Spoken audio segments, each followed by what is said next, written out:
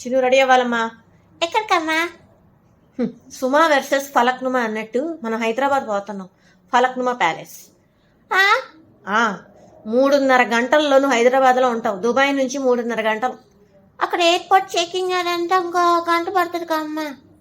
ఈ mathematical calculation పక్కన పెడితే మొత్తానికి ఇక్కడి నుంచి నువ్వు బయలుదేరితే అక్కడికి చేరేసరికి అటు ఇటు ఏది వేసుకున్నా సరే నువ్వు ఇటు ఇటు చూడమాకు.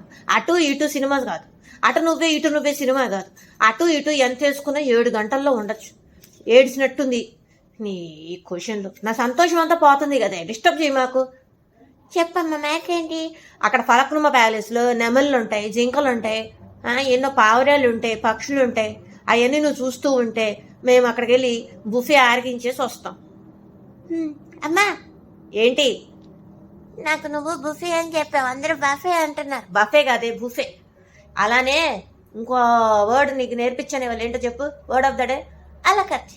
అలకత్ ALACARTE అంటే బుఫేకి ఆపోజిట్.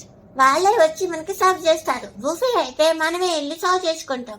అలా కాకుండా నేను కనుక కూర్చుంటే వాళ్ళే వచ్చి సర్వ్ చేస్తారు. అలా కథ. ఇగో దీంతో ఆడుకో. అంతలో నేను రెడీ అవుతా, తర్వాత నువ్వు రెడీ అవ్వచ్చు. ఎందుకంటే పిల్లి పుక్కిలు నాటాలోడు. అవునమ్మా. అందుకే నీకు చిన్నపిల్లల డ్రెస్ వేస్తాను. నువ్వు నాకు పుట్టావని అలా చెప్పేస్తాను. చిన్నపిల్లండి మా అమ్మాయి అని చెప్తా. లేకపోతే ప్యాలెస్లోకి ఎలా చేయనీరంట పిల్లల్ని, అంటే చిన్న పిల్లుల్ని, ఎలుకల్ని ఎలా చేయనీరు. అక్కడ అన్నీ ఉంటాయి కానీ నువ్వు ఉండకూడదు. అదేంటి? అదంతే, అదే ఫలక్నుమా ప్యాలెస్. పక్షులుంటాయి, జింకలు, నెమళ్ళు ఉంటాయి అన్నా, నేనెందుకు ఉండకూడదు? అవి వాళ్ళు పెంచుతున్నారే ప్రేక్షకుల ఆనందం కోసం. నేను కూడా సై వాళ్ళకు ఉన్నయే ఎక్కువ. మళ్ళీ నువ్వు ఒకటి తయారైతే ఎలా?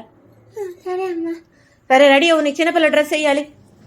మనం హైదరాబాద్ వెళ్దాం దుబాయ్ నుంచి. నీకు టికెట్ బుక్ చేసేసాం. థ్యాంక్స్ అమ్మా. ఎలికేదే ఇందాక ఇచ్చాను, ఏమోనమ్మా. ఇదిగో కింద పడేసావు. ఎలికను కూడా తెచ్చుకో. వినాయకుడికి ఇష్టం, నీకు ఇష్టం.